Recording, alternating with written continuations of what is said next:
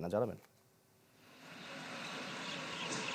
শাকিল, নির্বাচনের কিন্তু খুব একটি সময় হাতে নেই প্রার্থীদের হাতে, যার কারণে আমরা যেটি দেখেছি যে প্রার্থীরা কিন্তু একেবারে প্রতিটি ভোটারের দ্বারে দ্বারে যাচ্ছেন এবং নানান রকমের প্রতিশ্রুতি দিচ্ছেন।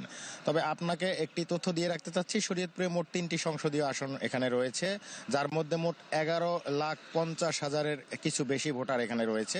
যে সকল ভোটাররা মূলত ভোটাধিকার প্রয়োগের মাধ্যমে তাদের প্রার্থীকে নির্বাচিত করবেন, এবং এই ভোটের বিপরীতে মোট এখানে 21 জন প্রার্থী প্রতিদ্বন্দ্বিতা করছেন। তবে আমরা যেটি দেখেছি যে এই আপনি জানেন যে এই শরীয়তপুর আওয়ামী লীগ কার্যক্রম নিষিদ্ধ সংগঠন আওয়ামী লীগের একটি শক্ত ঘাঁটি, কারণ 90-এর পরে এখানে যতগুলি নির্বাচন হয়েছে প্রত্যেকটি নির্বাচনে কিন্তু আওয়ামী লীগের প্রার্থীরা বিজয়ী হয়েছে, যার কারণে এখানে একটি আওয়ামী লীগের ভোট ব্যাংক রয়েছে, যেমনটি পরিসংখ্যান অন্তত বলছে। যার কারণে প্রত্যেকটি প্রার্থীকে আমরা দেখেছি এই আওয়ামী লীগের ভোট এবং সাধারণ ভোটার যারা রয়েছেন তাদেরকে মন জয় করার জন্য তারা চেষ্টা করে যাচ্ছেন, নানান কৌশলে তারা প্রচারণা চালাচ্ছেন। বিশেষ করে আমরা দেখেছি আওয়ামী লীগের যে সংখ্যক ভোটার এখানে রয়েছে তাদেরকে দলের পক্ষে কাজ করানোর জন্য অনেক নেতাকর্মী এর মধ্যে উদ্যোগ গ্রহণ করেছেন। তবে ভোটাররা যেটি বলছেন যে মূলত তারা একেবারে তাদের উন্নয়নের লক্ষ্যে এবং তাদের পাশে যারা থাকবেন তাদেরকেই তারা এবারে নির্বাচনে নির্বাচিত করবেন।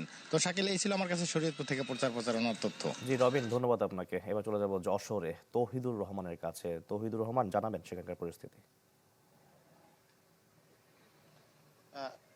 শাকিল, আসলে শরীয়তপুর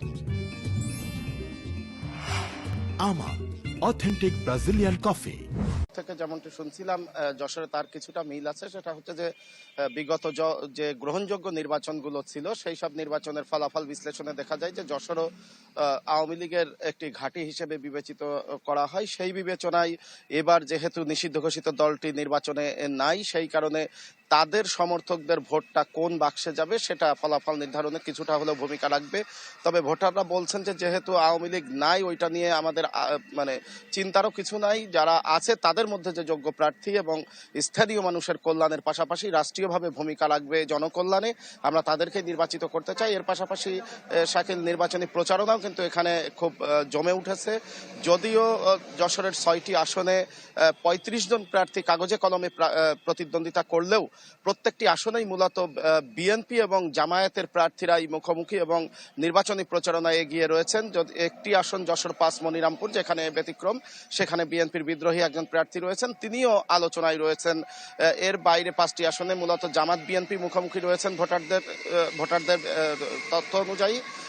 তবে নির্বাচনী প্রচারণা দীর্ঘদিন ধরে খুব সাধারণভাবে চললেও বর্তমানে কিন্তু বিএনপি এবং জামাতের প্রার্থীদের মধ্যে পাল্টাপাল্টি অভিযোগের সুর চলছে এবং ইতিমধ্যে যশোর 2 আসনের 2টি ইউনিয়নে বিএনপির 18 জন নেতাকর্মীর বিরুদ্ধে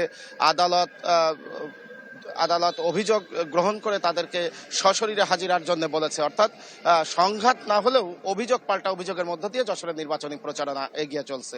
শাকিল। জি তৌহিদুর রহমান, আপনাকেও ধন্যবাদ। এবার চলে যেতে চাই কুড়িগ্রামে, সেখানে রয়েছেন গোলাম মৌলা সিরাজ। সিরাজ, আপনি কোন আসনে আছেন, সেখানকার পরিস্থিতি জানাবেন।